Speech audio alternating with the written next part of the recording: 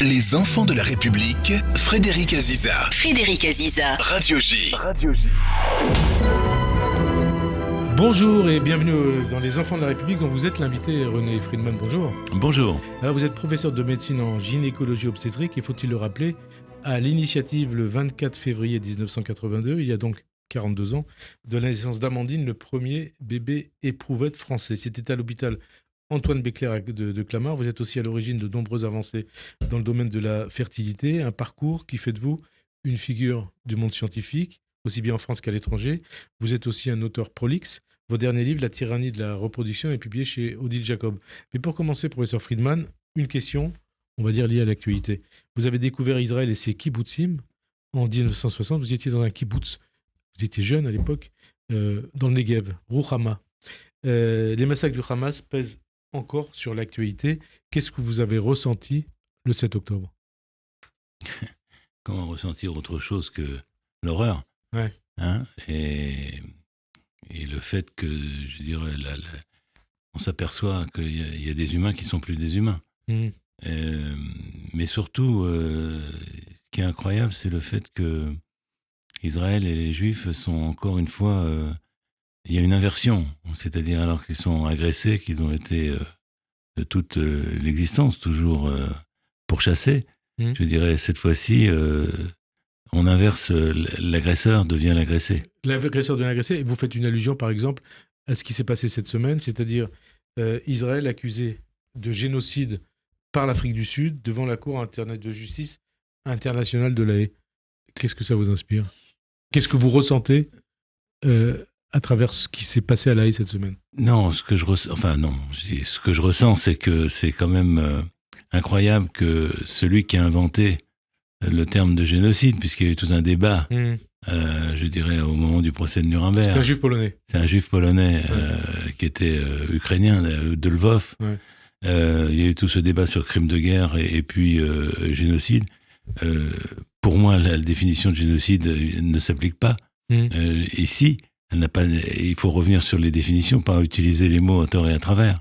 C'est trop grave. Mais ce qui est incroyable, c'est qu'un pays qui, effectivement, on l'a dit très souvent, ne regarde pas vraiment autour de ses frontières, ce qui se passe au Soudan et ce qui se passe dans d'autres pays africains, pour prendre les devants et oser critiquer je veux dire, un pays qui, au contraire, fait tout ce qu'il peut pour, en même temps, mener une guerre justifiée, et en même temps, je dirais, essayer d'éviter qu'il y ait trop d'effets collatéraux. Il y en a toujours dans les guerres. Encore une fois, on rappelle que les Alliés ont bombardé en France, ils ont bombardé Dresde, et qu'il y a toujours eu des victimes, y compris à cause de cette reprise en force et en droit d'une situation qui était catastrophique, et qu'il le fallait. Parce qu'aujourd'hui, on assiste à quoi ? À la délégitimation d'Israël, à la nazéification d'Israël. Une tentative, on va dire. Mais ça fait des années que ça dure. Oui, c'est pour ça, je pense que ça fait des années qu'en même temps, Israël a une force incroyable, une unité de peuple incroyable, un soutien international quand même, qui est fort, mais qui n'est jamais totalement établi, et que donc, je suis dans cette horreur et cette douleur, je suis assez confiant sur le potentiel de reprise et de résurrection. Parce que les bonnes idées, c'est-à-dire celles du respect de l'homme, sont là. Au passage d'ailleurs, René Friedman, avant d'arriver en France, votre père était passé par la Palestine. Ouais. Qu'est-ce qu'il dirait aujourd'hui ? Vous savez que moi je suis né palestinien. Ouais. Parce que mon père était palestinien, je suis né en France, mais je veux dire, il était anglais sous mandat, enfin il était palestinien sous mandat britannique, plus exactement. Oui, je veux dire... Et puis vous avez été caché pendant la guerre. Oui. Heureusement, je me dis... La seule chose que je me suis dit assez souvent, c'est heureusement qu'ils n'ont pas vu ça. Ouais. Eux qui sont... Les deux sont allés plusieurs fois en Israël, ils ont vécu à 2 grandes périodes avant de revenir en France, et puis ça a été le Front populaire, et puis ils se sont embarqués, et puis ça a été la guerre. Ils sont restés en France. Mais je veux dire, c'est sûr que, voilà, il y a une sensibilité particulière dans l'histoire familiale, parce que, je veux dire, mon père est parti à 15 ans de Pologne, a attendu à Vienne d'avoir l'âge légal pour pouvoir aller en Palestine de l'époque, avec l'agence juive. Et donc, voilà, c'est toute une histoire que j'ai eu la chance qu'il a pu me raconter. Et j'étais avec lui en Israël ensuite. Voilà, c'est une saga familiale, mais qui renforce encore ce sentiment d'injustice que l'on a avec les nouvelles d'aujourd'hui et de demain et d'hier. Un Palestinien, votre père, d'il y a 75 ans, 80 ans, comme vous, quoi. Hein oui. Bah, lui, il était en 1921, il est arrivé. Ouais. Voilà. C'était la seconde Aliyah, si je ne me trompe pas. 1921. Ouais, sans doute. Seconde Aliyah. Une guerre, et on va parler de votre livre, mais quand même, l'actualité, c'est lié aussi donc, à ce que vous écrivez, à votre parcours. Une guerre avec des conséquences, ses conséquences en France, ce qui a marqué les esprits depuis le 7 octobre, René Friedman, et vous venez de la gauche, même de l'extrême gauche. C'est la position de LFI, qu'est-ce qu'elle vous inspire? De LFI de Jean-Luc Mélenchon. Du dégoût. Du dégoût, pourquoi? Parce que il vous dégoûte, Mélenchon? Enfin, c'est-à-dire, c'est les positions qui sont prises par tout cet ensemble de gens qui ont perdu le sens, qui ont perdu le bon sens, et qui ne voient qu'une attitude électoraliste vouée à l'échec, d'ailleurs. D'ailleurs, Mélenchon, il était à La Haye avec son ami Corbyn. Oui, c'est ça. Donc, il prend le tournant antisioniste pour masquer l'antisémitisme. Il est antisémite? Oui. Mélenchon antisémite. Incontestablement, les attitudes, le fait de ne pas reconnaître l'agression mortelle du 7 octobre. Le pogrom, et de qualifier ça comme une résistance, oui, c'est quelque chose qui est intolérable. Et vous dites Mélenchon, comment vous le dites? Mélenchon est antisémite? Je dis que LFI en général, je dirais, je sonde pas les cœurs, mais la position qui est prise est une position qui est mauvaise, qui est fausse, et qui ne tient pas compte de la réalité. On masque la réalité, mais c'est pas le seul. C'est-à-dire que quand on voit ce qui se passe dans le monde aujourd'hui, c'est vrai qu'on est un peu inquiet. Que ce soit l'Ukraine, la Russie, que ce soit ce qui se passe en Turquie, que ce soit ce qui se passe en Asie. Enfin, je veux dire, il y a quand même un retour des États dictatoriaux et de la pensée unique qui est affolante. Parce que quand vous terminiez vos études de médecine, vous avez aussi été un médecin du monde. Et vous en avez vu des théâtres de guerre? Alors, oui, avant même que ça soit créé, en 70, moi j'ai eu, si je puis dire, l'expérience, en tous les cas, d'aller à Septembre Noir. Septembre Noir, en Jordanie. Donc on est en 70, et je veux dire, qu'est-ce qui se passait? C'était les Jordaniens qui exécutaient les Palestiniens. Et on précise les choses quand même. Les Jordaniens, c'est des Palestiniens. Alors, oui, enfin, ils se considéraient pas tout à fait, ils se considéraient pas comme Palestiniens, puisque les Palestiniens de l'OLP, alors il faut préciser, prenaient le pouvoir en Jordanie. Il y a eu une répression, je dirais, sanglante. Moi-même, j'ai été avec un groupe de médecins français à l'époque. On était dans l'hôpital Ashrafieh à Amman, qui venait d'être liquidé, c'est-à-dire que tous les blessés avaient été liquidés par la Légion jordanienne. Et on allait pour aider les Palestiniens contre les Jordaniens. Mais les Jordaniens ne voulaient pas des Palestiniens. Les Palestiniens avaient déjà, souvent on oublie ça, 65, ils se font virer d'Égypte. Ensuite, 70... D'où le problème avec Gaza. En 70, c'est la Jordanie. Ensuite, c'est le Liban. Je veux dire, ils ont une direction politique qui a toujours été redoutable pour les voisins qui n'en veulent pas. C'est ça qui est terrible. Et alors, donc, il y a un parallèle à faire entre les théâtres de guerre que vous avez vus et ce qui se passe aujourd'hui?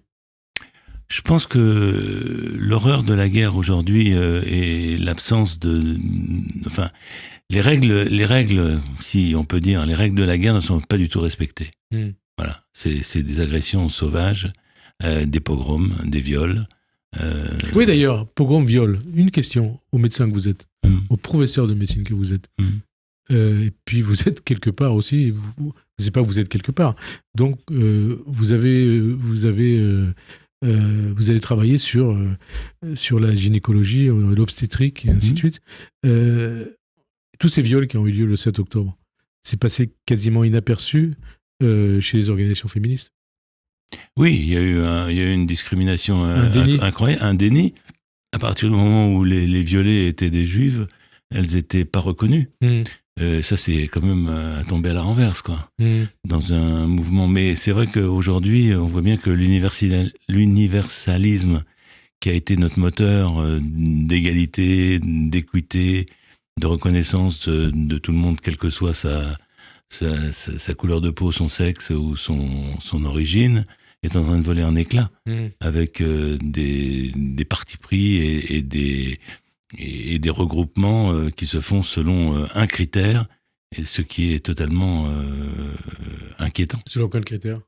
Non, par exemple, on va réunir les racisés, les non-racisés, enfin tout ce mouvement qui définit, certes, il y a des communautés qui méritent d'être relevées de leur discrimination, mais pas au prix du refus et des autres. Et du déni. Oui. Donc c'est tout un débat de fond entre l'universalisme et, je veux dire, la reconnaissance d'une inégalité qu'il faut compenser, bien entendu. Mais par quelle voie ? Soit en repoussant ceux qui ne sont pas dedans, soit au contraire en essayant d'unifier, considérant que tout le monde, un vaut un. 12 juifs ont été assassinés en France depuis l'assassinat d'Ilan Halimi parce qu'ils étaient nés juifs. On parlait de Jean-Luc Mélenchon de LFI. Est-ce qu'en faisant de telles déclarations, en choisissant une telle stratégie, Mélenchon et ses amis peuvent favoriser le passage à l'acte antisémite, peuvent armer les tueurs antisémites ? De toute façon, les tueries antisémites commencent toujours par des déclarations orales, par des prises de parole. Et donc les déclarations de Mélenchon ? Les déclarations de qui que ce soit, y compris de Mélenchon, je veux dire, favorisent le passage à l'acte, bien entendu. Donc ils arment les tueurs anti-juifs ? Oui, on peut dire que les paroles sont des couteaux, et qu'il faut, je dirais, intervenir et bloquer cette idéologie fascisante. Dernière question, avant de parler de votre livre et de votre parcours. Vous êtes un homme de gauche ? J'ai été issu de la gauche, issu de la gauche, voire de l'extrême gauche. Est-ce que vous y retrouvez dans la gauche d'aujourd'hui, dans l'évolution du débat politique, de cette union de la gauche autour de la NUPES, autour de Mélenchon ? Non, justement, je veux dire, autour de la NUPES, non. Ils sont complètement pieds et poings liés et n'arrivent pas à définir un programme ce qu'on appelle la gauche, c'est-à-dire justement l'universalisme, la volonté d'un équilibre et d'absence de discrimination, de lutter contre les différences et les groupes ou les personnes qui sont utilisées, aliénées. Et c'est pour ça que je garde quelques idées dans le livre à propos même de la reproduction en parlant des mères porteuses. Tout ça me révulse parce que je suis pour considérer qu'une personne égale à une personne, indépendamment de son origine, de ses croyances et de sa philosophie. Quand vous avez appris cette semaine que Gabriel Attal était le nouveau Premier ministre que Emmanuel Macron avait donné à la France, pour reprendre les mots de François Mitterrand à l'époque de Fabius, qu'est-ce que ça vous a fait ? Comment vous avez pris ça ? D'abord, ça m'a fait plaisir parce que Gabriel Attal est né à Clamart. Ah oui. Donc, chez vous ? Enfin, dans la maternité où je travaillais. Voilà, bon, c'est un petit joke. Voilà, à part c'est vous qui avez fait accoucher sa mère ? Je n'irai pas jusque-là pour dévoiler les secrets, mais je dirais... Mais en tout cas, il est né à Clamart. En tous les cas, oui. Donc vous avez pu le connaître quand il est né. Soyons sérieux. Donc, il y a incontestablement une volonté de modifier les choses, mais on va voir, il faut attendre encore un peu pour voir qu'est-ce que ça va être véritablement. Il y a trop d'affaires, enfin de thématiques qui sont en stand-by, et en particulier dans le domaine de la médecine.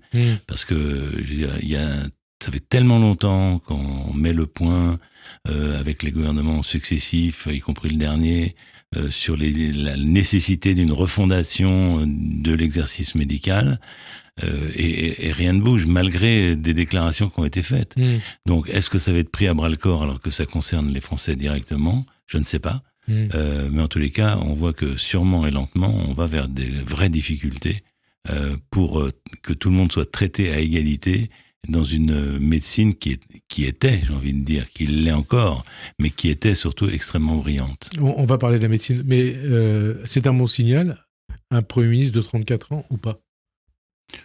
Je crois que en l'occurrence, ça n'a pas vraiment d'importance. Ce qui a d'importance, c'est la cohésion du gouvernement, c'est la ligne politique qui va être dégagée et les volontés atteintes. Après, je pense que l'énergie, elle est plus du côté de la jeunesse que du côté de la vieillesse. Alors, vous écrivez, et là, on passe à votre parcours et à votre livre, même à vos livres, l'avant-dernier livre. Pourquoi cet attrait pour la naissance, moi qui, durant mes études médicales, n'a jamais ressenti le moindre intérêt pour l'obstétrique Est-ce que justement, quelque part, le choix de devenir gynécologue obstétricien ne vient pas de là, de votre naissance pendant la guerre ? Je ne sais pas d'où ça vient. Vous savez, c'est possible que ça soit. C'est des pierres qui s'accumulent. Hein. Voilà, il y avait la volonté de ma mère, il y avait l'occasion, il y avait le hasard de la rencontre avec des gens comme Émile Papiernik qui m'ont ouvert les portes. Il y a le fait que l'équipe anglaise avait à cette période-là amorcé la fécondation in vitro que moi j'ai tout de suite ressenti comme la solution pour certaines pathologies et j'ai eu l'occasion de pouvoir y aller. Je veux dire, j'aurais été dans un autre service à une autre époque, je sais pas ce que j'aurais fait, quoi. Voilà. Donc c'est toujours comme ça, le destin. C'est pas une vocation. Ah, la médecine était une vocation. Ah non, pas du tout. Ouais. Non, pas du tout, puisqu'au contraire, je voulais pas ça m'intéressait pas. Et la médecine, une vocation, pourquoi ? Par rapport à votre parcours ou pas ? Je sais pas, parce que je dirais c'est un beau métier. Ouais. Voilà. Et que ça correspondait aussi à la volonté de ma mère, soyons clairs. Qu'est-ce que vous disait votre mère ? Ben voilà, il faut que tu fasses médecine parce que c'est un beau métier et que tu peux le trimballer avec toi où tu ailles. Hein, c'est comme on disait ça aussi des violonistes.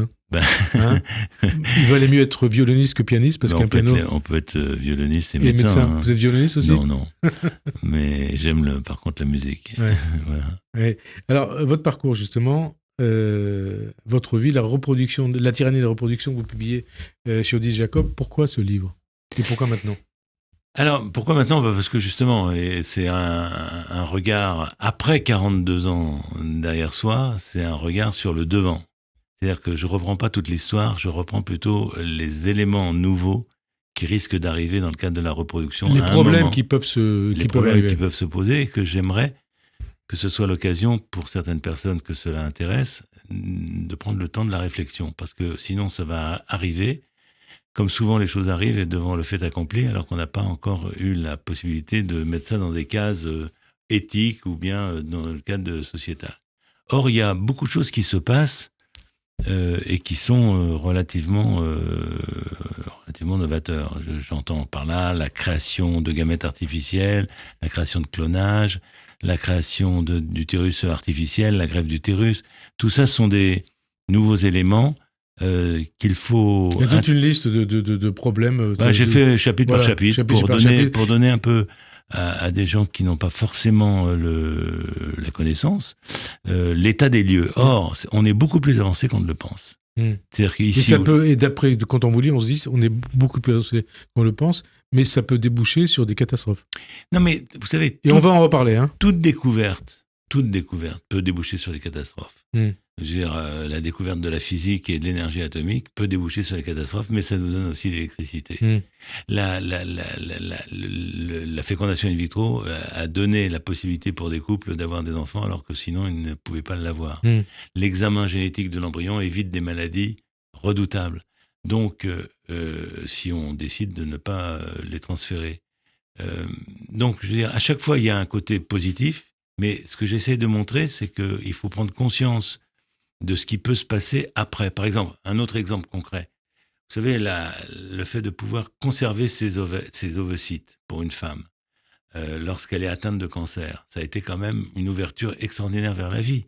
C'est-à-dire que malgré les traitements qui vont la sauver et qui vont en même temps bousiller la fonction ovarienne, elle peut ensuite avoir un enfant. Mais une fois que ça, on a fait ça, eh bien, on a la possibilité de congeler des ovocytes pour des raisons sociétales ou pour des raisons X ou Y, sans faire de jeu de mots. Donc, c'est toujours comme ça. Je veux dire, il y a toujours... ce que j'ai essayé de faire dans ce livre, c'est ni blanc ni noir. C'est pas tout blanc, c'est pas tout noir. Il y a des nuances de gris. Et que pour une fois, on n'essaye pas d'attendre des positions qui soient tranchées. Il faut faire ça, il faut pas faire ça. C'est les risques ici, c'est les bienfaits ici. Et c'est une espèce d'appréciation un peu documenté. On revient 42 ans en arrière et vous dites que la naissance d'Amandine a créé de grandes craintes, professeur Friedman. Qu'est-ce que ça veut dire? Est-ce que vous considérez, après ces 42 ans d'expérience, qu'elles étaient justifiées ou non? Non, mais les craintes sont toujours justifiées. La vigilance est de mise. C'est pour ça d'ailleurs que, par exemple, il y a eu en France, en tous les cas, la création du Comité national d'éthique, qui a été un frein peut-être parfois trop important, mais un frein quand même à différentes dérives, et qu'on voit à l'échelle mondiale maintenant, où il y a une commercialisation extraordinaire de toute la reproduction. Là où il n'y a pas de règles de fonctionnement ou de transparence ou d'évaluation, il y a un risque absolument gigantesque, effectivement, de dérive, encore une fois, comme toutes les découvertes nouvelles. Le chemin de fer était sûrement une avancée de vitesse par rapport à la diligence, mais ça a entraîné aussi... On a vu sur quoi ça a débouché en 40. Voilà. Hein, c'est ça que vous alliez dire, non? Oui, à peu près. Enfin, je veux dire par là que non, c'est juste pour centrer le fait que on ne peut pas faire autre chose que de découvrir et de comprendre. Je veux dire, Jean Bernard, qui était mon maître à penser au comité d'éthique, disait toujours qu'on ne peut pas arrêter l'idée de la recherche, mais ce qu'on peut par contre contrôler, c'est l'application de telle ou telle chose, ou le retour en arrière, si on veut bien mettre en avant l'évaluation. C'est donc un appel à l'évaluation scientifique de chaque proposition. Comité d'éthique aujourd'hui, en 82, c'était l'Église qui, quelque part, avait ce rôle, et qui s'était opposé violemment. Oui, alors chacun peut faire des erreurs, y compris des groupements intéressants comme ça, parce que c'est vrai qu'à l'époque, moi j'avais été invité au Vatican et avec le futur, avec le cardinal Ratzinger à l'époque, futur pape, et on a passé 3 jours à discuter sur l'intérêt ou pas de la fécondation in vitro, pour terminer par un encyclique qui condamnait la fécondation in vitro. Donc j'ai pas du tout réussi à convaincre. Ceci étant, dans les faits, voilà, il y a quand même un laisser-faire. Ouais. Mais là, il y a des positions qui sont reprises. Le pape a pris la proposition très récemment là. contre la GPA. Ouais. Donc c'est un lieu de réflexion, mais c'est un lieu de réflexion qui évolue. Et c'est le même type de réflexion avec toutes les autres religions, avec le judaïsme, avec l'islam. Comment ça se passe? Ah, moi j'ai passé des moments absolument, enfin une période dans les années 83, 86, où c'était aussi bien à Agadir avec les oulémas que je veux dire, en Israël, à Jérusalem, que dans les sociétés savantes, que bien sûr chez les frères, comme on dit, et enfin voilà, toutes les sociétés avaient besoin de lancer des débats et des discussions. Donc ça veut dire que c'est l'ouverture d'esprit quelque part. Hein. Bah, il y en a plus ou moins. Le débat intellectuel ou scientifique. En tous les cas, accepter déjà le débat, c'est déjà une première nécessité. Une deuxième chose après, c'est de se convaincre, mais je ne suis pas sûr non plus d'avoir eu toujours raison. Mais voilà, j'ai une ligne de conduite sur ces différentes années où j'espère effectivement avoir permis le développement d'un certain bienfait en mettant des lignes rouges pour ne pas tomber dans le fossé. Vous vous demandez dans votre livre ce qu'est le désir d'enfant, René Friedman. N'est-ce que, c'est des questions que vous vous posez, n'est-ce qu'une force intérieure, instinctive, ou est-ce la société qui pousse les femmes vers la maternité? Vos réponses à vos questions. Et c'est assez compliqué. On ne répond pas là-dessus. C'est des réflexions. C'est très compliqué. C'est bien de dépioter un peu les différents facteurs qui peuvent intervenir. C'est pour ça que ça s'appelle la tyrannie de la reproduction, parce que en même temps, il y a 4 ou 5% de femmes en âge de procréer qui ne souhaitent pas avoir d'enfants. Alors elles sont assez jeunes habituellement, donc elles peuvent encore changer d'avis. Mais quand même, il y a un pourcentage qui devient plus lisible, en tous les cas plus évident qu'auparavant. Par contre, à l'inverse, il y a des femmes qui sont hors de toute possibilité d'en avoir, mais qui font quand même des démarches insensées. Et ce que j'essaie de montrer, c'est que ce désir d'enfant, qui est souvent... Qu'est-ce que d'ailleurs que vous appelez des démarches insensées? Ça dépend. C'est quoi? C'est l'âge? Oui, les démarches insensées, c'est l'âge, c'est le recours à tel ou tel... Justement, c'est le recours à toutes ces techniques dont on parle dans le bouquin. Donc choisir la couleur des yeux, le sexe, tout ça? Soit choisir ceci, soit carrément, je dirais, avoir par exemple une gestation artificielle, soit, je dirais, une modification génétique, tout ça pour avoir un enfant qui vous ressemble. Donc c'est un piège redoutable qu'il faut contrer, parce que la toute-puissance n'est pas de mise. C'est Aldous Huxley. Pardon ? C'est Aldous Huxley. Oui, Aldous Huxley était quand même assez drôle dans sa. Parce qu'il avait un peu prévu les choses.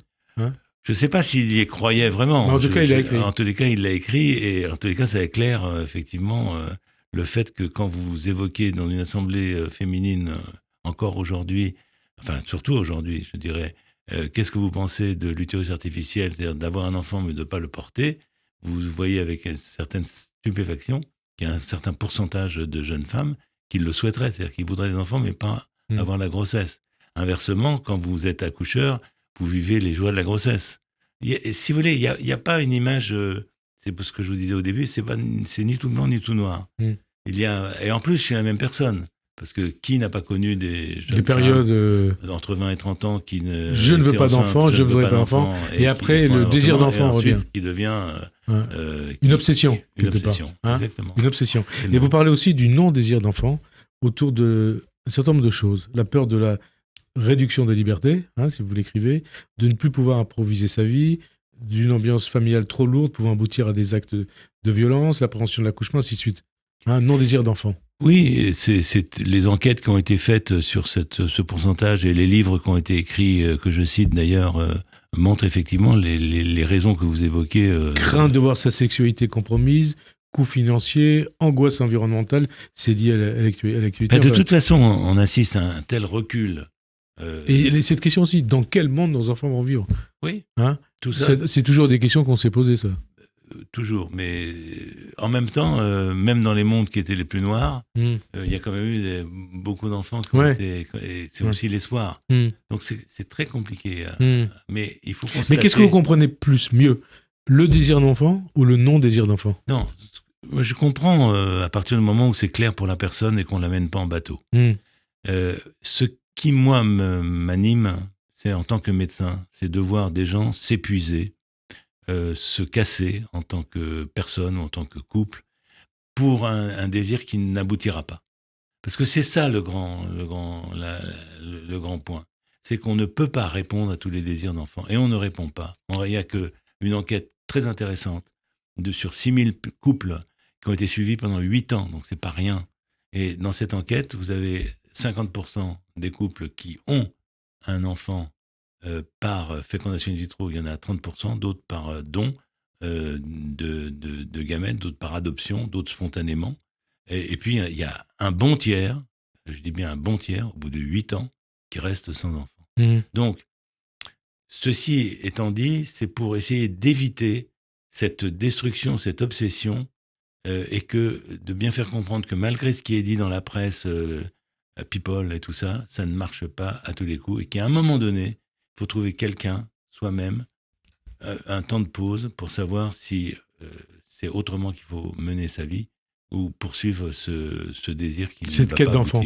Quelles sont les demandes les plus, on va dire, les plus complexes qui vous ont été demandées ? Ou les plus ahurissantes ? Bon, les plus ahurissantes, c'est les quelques cas que je raconte dans le livre, d'ailleurs, qui sont un peu le Guinness des records. C'est-à-dire des femmes de 70 ans, 75 ans qui ont des enfants. Celle qui se fait mettre 8 embryons avec 8 enfants qui vont accoucher prématurés, évidemment. Enfin voilà, c'est un homme qui fait une GPA simultanément avec 2 ou 3 femmes pour être sûr d'en avoir, et il en a à tous les coups, il gagne. Donc, enfin voilà, on a et ça vous choque quelque part ? Mais bien sûr. C'est un point éthique quelque part, ça. Non, mais ce qui me choque surtout, c'est cette histoire qui s'est répétée de femmes, de couples qui font appel à une GPA, et une fois que les jumeaux sont nés, il y en a un qui est trisomique et on le laisse tomber, on le renvoie à sa mère gestatrice. Enfin, voilà, c'est tout ce qui a trait à la commercialisation du corps, tout ce qui a trait à l'aliénation du corps, tout ça me hérisse, et j'essaie de donner des éléments de réflexion, de risque encourus dans telle ou telle attitude. Encore une fois, c'est pas aussi simple, parce qu'à chaque fois, il y a des bonnes questions, il y a des bonnes demandes, on peut comprendre. Soit on comprend le non-désir, soit on comprend le désir, mais à un moment donné, il faut peut-être trouver un point d'arrêt. Et ça participe de la tyrannie du désir d'enfant dont vous parlez ? Oui, tout ça fait que je vois trop de pression de la société, des compagnies pharmaceutiques, je dirais de la presse, de la famille, qui reste quand même dans la volonté d'une descendance, d'une filiation bien compréhensible. Vous parlez des compagnies pharmaceutiques et des cliniques, notamment aux États-Unis. Hein, pas uniquement aux États-Unis, parce que... Il y a eu l'Ukraine, mais maintenant l'Ukraine, c'est terminé. Je ne sais pas si vous parlez de l'Inde, enfin... Oui, il y a énormément de pays libéraux, entre guillemets, qui utilisent le corps des femmes, alors qu'on est à une période où on essaye de réfléchir quand même sur tout ce qui peut être agression. En fait, c'est une marchandisation du corps des femmes. Marchandisation, aliénation, prendre du temps, prendre une partie de la vie de quelqu'un à son profit.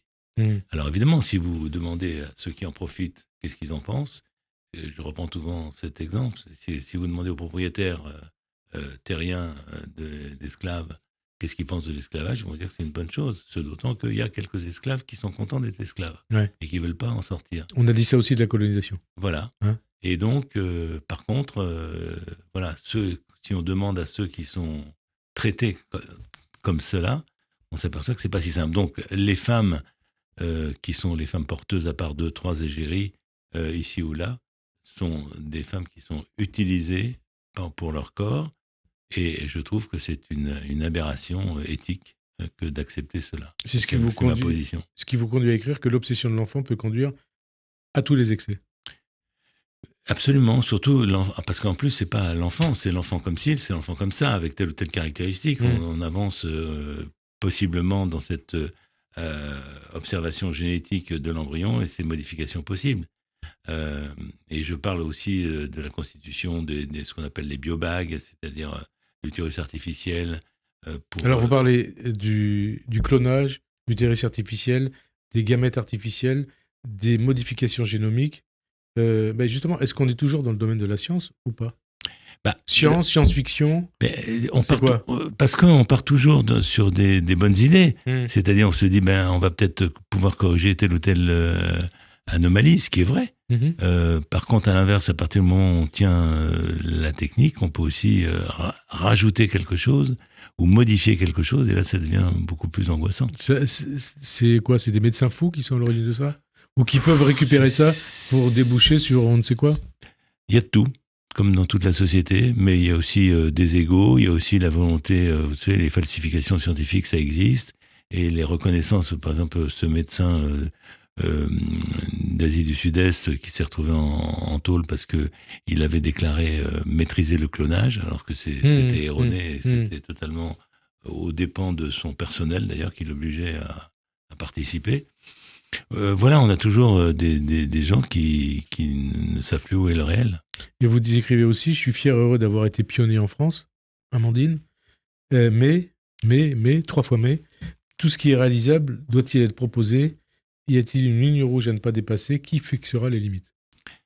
Oui, je pense que c'est un échange au niveau de la société, au niveau des communautés scientifiques et sociétales qui doivent définir ce qu'on a fait quand même en partie. Mais il y a des retards, il y a des choses qu'on devrait faire et qu'on ne fait pas, et il y a des choses qu'il va falloir limiter. En tous les cas, un maître mot dans toute ma réflexion, c'est l'évaluation précise qui... Vous savez, souvent, il y a des emballements... C'est le propre de la science, en fait.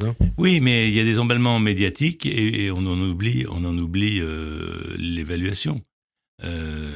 Parce que c'est pas toujours simple, d'ailleurs, à évaluer. Mais au moins qu'on veuille le faire. Alors, on parle du DPI, par exemple, du diagnostic préimplantatoire. À un moment donné, ça agite toutes les presses écrites et parlées. Et puis 2 ans après, il n'y a plus d'études qui ont été faites sur l'intérêt que ça peut avoir, ou le bienfait. C'est lié aussi à la versatilité de l'information ? Oui, il y a le fait de la recherche du buzz en permanence. Oui, c'est ça. Ouais. Les chaînes d'infos, les réseaux sociaux. C'est pareil, si vous voulez, que dans chaque métier, il y a des gens qui essayent d'avancer point par point. Moi, je prends l'exemple, par exemple, pour la greffe d'utérus. Les équipes suédoises ont avancé méthodiquement. Ils ont répondu à une question, il y avait une réponse, une autre question, une réponse. Et en 10 ans de travail préparatoire chez l'animal et sur la recherche scientifique, ils ont pu proposer un passage à l'humain. Bob Edwards, pour la fécondation in vitro, a travaillé 15 ans avant de réussir le passage humain. Avec des doutes, il n'y avait pas de certitude. Vous savez, moi, je me rappelle effectivement... Vous aviez beaucoup de doutes en 82 ? Non, je dirais pas beaucoup, mais j'avais quelques doutes. Et d'ailleurs, dans tout ce que je fais, j'ai toujours des doutes, mais c'est pas suffisant pour m'empêcher d'avancer. Vous n'y avez pas cru tout de suite. Vous vous êtes posé des questions, vous avez réfléchi. Et... Non. J'ai toujours tout de suite cru que c'était une voie de recours par rapport à la chirurgie qui était pas réalisable souvent avec des échecs. Maintenant, il y a une part d'inconnu, mais dans tout ce qui est nouveau, vous avez une part d'inconnu. Est-ce que vous avez dû vous dire, est-ce que je vais y arriver, quoi? Il y a d'une part, est-ce qu'on va y arriver, et est-ce que tout va être normal? Ouais. Ah oui. Parce que ça, c'est quand même... C'est autre chose. Et c'est le plus important. Ben oui, donc ce que je veux dire, c'est que dans toute... Quel est l'enfant qui va sortir de là? Voilà, dans toute création, créativité, nouveau sujet, il y a un moment donné, il peut y avoir un doute. Il y a un doute et il y a même un risque. Et tout le problème est de savoir reculer. Je peux prendre un exemple, par exemple, sur les enfants qui étaient traités pour des déficiences immunitaires, un équerre, qui étaient ce qu'on appelle les enfants bulles. On a essayé de refaire une thérapie génique pour essayer de contrer cette affection. Et on s'est rendu compte qu'il y avait 2 enfants sur 10 qui avaient développé une leucémie. Donc on a stoppé le protocole et on a modifié les choses. Et maintenant, ça a été repris sans cette conséquence. Donc je veux dire par là que l'évaluation scientifique est pas le... Alors évidemment, on était assaisonné par des déclarations intempestives avec le Covid. Ça montre l'exemple même de ce qui est la négation de la science. De professeur Raoul, par exemple. Par exemple, ou surtout d'ailleurs. Enfin, il y en a plusieurs. Parce qu'on sait maintenant ce qu'a donné son traitement. Voilà. En plus, on sait qu'aujourd'hui, c'était même gravissime. Gravissime, puisque ça a débouché sur des morts. Mais déjà, on savait que qu'il n'y avait aucun élément scientifique qui le prouvait. Il fallait faire une étude qui n'a pas été faite. De comparaison. Et puis à la base du complotisme, Alice avait fait... Voilà. Après, les politiques se sont engouffrés aussi pour d'autres raisons. Ouais, ouais. Et d'ailleurs, je crois que vous avez procédé à 3000 accouchements. À peu près. Et vous avez des relations avec les mères, les enfants? Ah oui, surtout dans cette période-là. Ouais. Période des souhaits de nouvelle année. C'est très agréable. C'est vrai? Ouais. Et alors? Amandine, par exemple? Non, Amandine, c'est particulier. Elle fait partie de la famille. Ses parents aussi. Et ses enfants? Et ses enfants. Elle a combien d'enfants? 2. Et c'est vous qui les avez... Oui, j'étais là. Oui.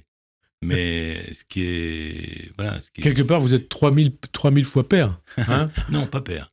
Non, père, ça va. 2 fois, c'est bon. Non, mais par contre, je suis témoin et participant. Et, voilà. Et puis, il y a tous ceux pour qui ça n'a pas fonctionné. Je n'oublie pas non plus. Combien? Là, je sais pas, là, 50%, grosso modo. 50%. Il y en a encore, 1500 ou 3000 en plus? Enfin bon, il y en a beaucoup. Il y en a beaucoup. Il y en a beaucoup. Il y en a trop. Tout ce qui est possible n'est pas souhaitable. Oui. Alors, vous parliez au début de l'émission de la situation en Israël. Vous savez qu'il y a une recherche qui se fait sur ce qu'on appelle, entre guillemets, l'embryon synthétique. Vous avez entendu parler, c'est-à-dire que c'est à partir d'une cellule souche originelle, les débuts de la formation embryonnaire, pour comprendre pourquoi il y a tant de malformations. Et ça se fait en Israël, ça? Comment? Ça se fait en Israël? Oui, par un chercheur qui s'appelle professeur Anna, qui habite à Tel Aviv et qui est d'origine palestinienne. Ah oui. C'est une belle histoire.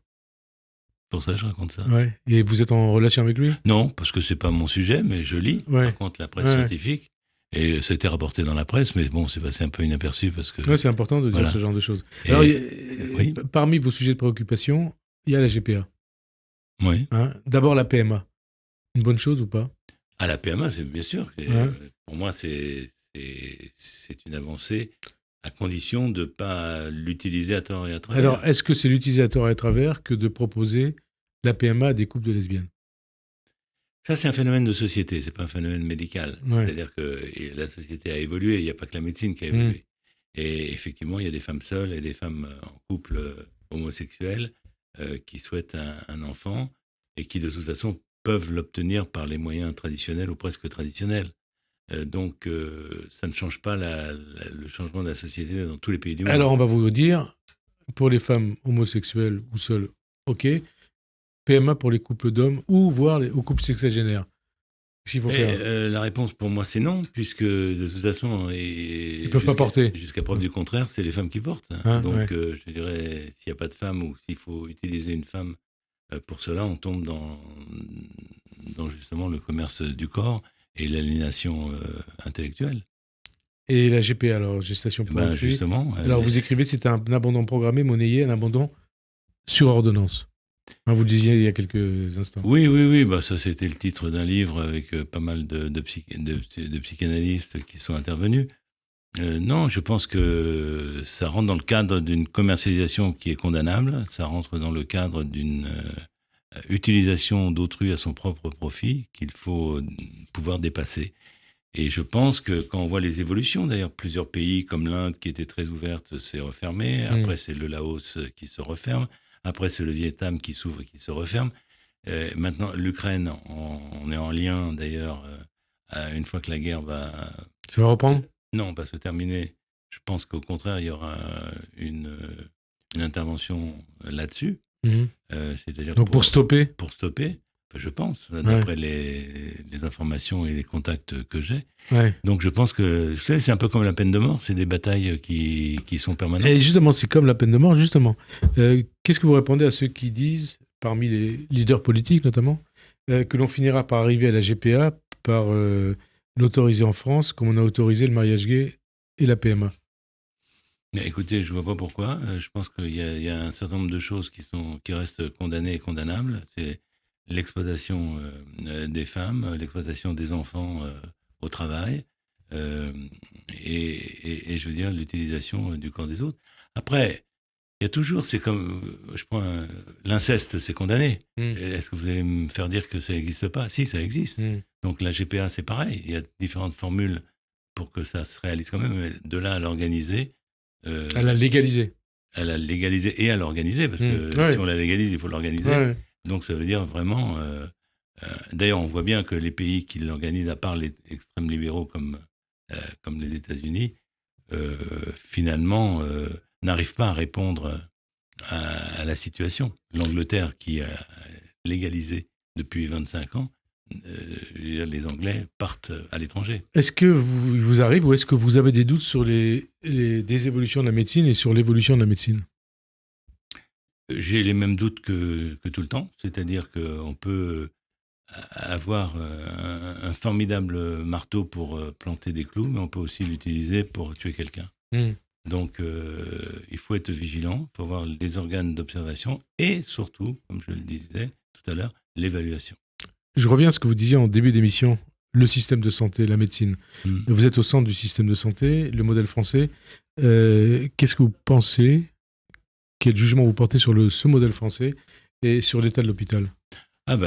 Et donc ça sera des devoirs de non, mais l'état de l'hôpital, tout le monde le voit. Ouais. Ça doit être. Est-ce que ça doit être au centre des préoccupations du nouveau ministre de la Santé, du nouveau Premier ministre ? Je trouve qu'il serait temps qu'il y ait quand même un véritable débat sur ce qu'on appelle la refondation du système de santé. Et je veux dire. Mais de quelle manière ? En proposant, si vous voulez, en faisant une santé par territoriale. C'est-à-dire que c'est une population donnée qu'il faut définir, à peu près 2 millions de personnes, qui ont besoin de services de réa, de maternité, de telle ou telle spécialité ou complément, parce que c'est pas que la médecine curative, c'est aussi la médecine préventive, c'est aussi la médecine d'accompagnement. Donc c'est tout ça qui doit se faire à l'échelle territoriale. C'est-à-dire, en un mot, pour résumer, c'est partir du besoin des gens et non pas partir d'une liberté totale d'installation ou de pratique. Il y a des regroupements qui doivent se faire et surtout, pour moi, donc ça veut dire avec des économies derrière. C'est ça que ça veut dire aussi. Oui, enfin, je ne sais pas. Ça dépend des territoires. Il y a peut-être des territoires qui font des économies parce qu'il y a une surpopulation. Oui, parce que quand on vit à Paris, on sait ce qui se passe à Paris, mais on est quelque part sourd. Oui, c'est pour ça que je dis que... Et aveugle par rapport à la situation en province. C'est pour ça que je ne peux pas vous répondre qu'il y aura des économies, parce qu'il y a peut-être des endroits, au contraire, il faudra investir. Peut-être des endroits qui sont... Il y a des zones en France qui sont trop médicalisées, c'est-à-dire de médecine qui ne sont peut-être pas fondamentales. Et par contre, il y a des zones qui sont en déshérence. Dernière question. Vous êtes aussi un adorateur des jardins. Je ne me trompe pas. Hein. Vous écrivez, je crois que c'est dans votre précédent livre, ma curiosité n'a pas de limite, qu'il s'agisse de l'humain, de l'animal, du végétal. Est-ce aussi parce que la nature, c'est la vie? Oui, la nature, c'est la vie et c'est toujours le phénomène. Vous êtes un écolo? Je ne me dirais pas comme ça. Mais la vie. Je suis sensible. Ouais. Mais c'est surtout, oui, cette force, ces 4 saisons, comme dirait Vivaldi. C'est quand même cet renouvellement permanent qui est quand même étonnant. Donc au centre de la vie, de notre vie. Tout centre de la vie. Merci en tout cas René Friedman. Avant de conclure, je rappelle, professeur Friedman, que vous venez de publier La tyrannie de la reproduction, c'est chez Odile Jacob. Merci de votre témoignage, merci à vous de nous être fidèles. Bonne fin de journée sur Radio J et à dimanche prochain. Merci. Au revoir.